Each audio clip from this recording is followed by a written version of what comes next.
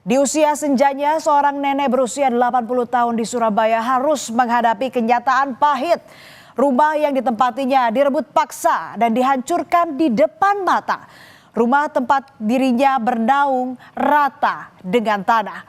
Tangis dan luka jadi saksi saat kekerasan datang tanpa belas kasihan. Kasus yang berawal dari silang sengketa kepemilikan rumah ini berujung ke ranah pidana.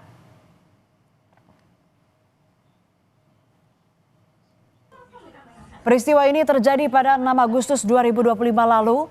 Puluhan orang datang menyerbu rumah yang ditempati Nenek Elina. Mereka memaksa sang nenek keluar dengan alasan lahan telah berpindah kepemilikan kepada seorang pria bernama Samuel.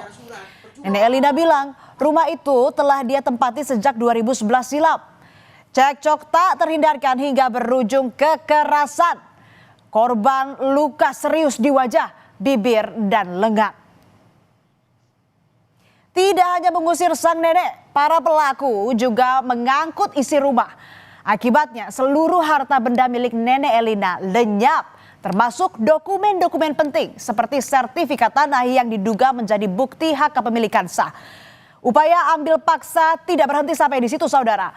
Rumah yang telah menjadi tempat berteduh Nenek Elina selama belasan tahun juga dirobohkan dan hanya menyisakan puing-puing yang berserakan. Inilah tempat tinggal sementara Nenek Elina usai diusir paksa dari rumahnya di Dukuh Kuwukan, Surabaya. Tidak hanya kehilangan tempat tinggal, Nenek Elina mengaku sejumlah barang dan dokumen penting miliknya juga ikut hilang pasca pengusiran.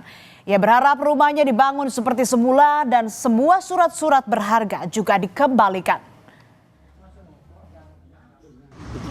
Saya minta dikembalikan. Apa aja itu Nek yang hilang? Seperti asal lah.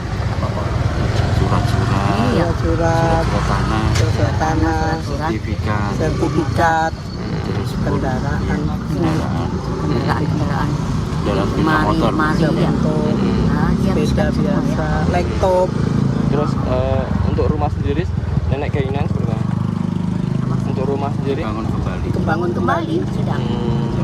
Seperti yang iya, kita tidak punya salah. Namun belakangan rumah yang ditempati Nenek Elina diklaim telah berpindah kepemilikan.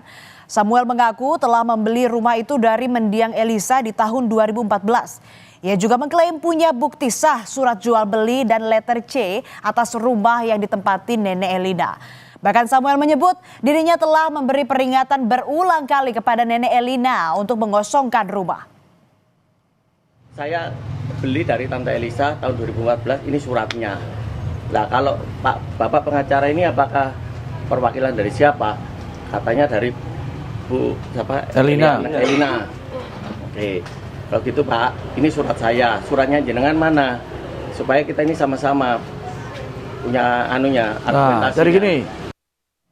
Upaya hukum yang ditempuh Nenek Elina perlahan membuahkan hasil. Satu persatu pelaku pengusiran dengan kekerasan terhadap Nenek Elina akhirnya ditangkap. Sejauh ini sudah 3 orang ditetapkan sebagai tersangka dan tengah menjalani proses hukum. Ketiganya dijerat pasal 170 KUHP tentang pengeroyokan atau penganiayaan.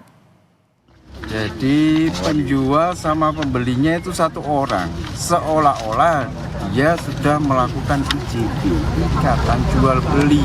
Dia mengklaim 2014 katanya sudah dibeli, tetapi di sini di pencoretan letter C ini Baru 24 September 2025. dirobohkan. Iya. Setelah memeriksa sejumlah saksi serta barang bukti, polisi akhirnya menangkap dan menetapkan 3 tersangka pengusiran dan kekerasan terhadap Nenek Elina. Mereka adalah Samuel Aradi Kristanto, M. Yasin, serta tersangka ketiga berinisial SY. Ketiganya kini ditahan di Mapolda, Jawa Timur.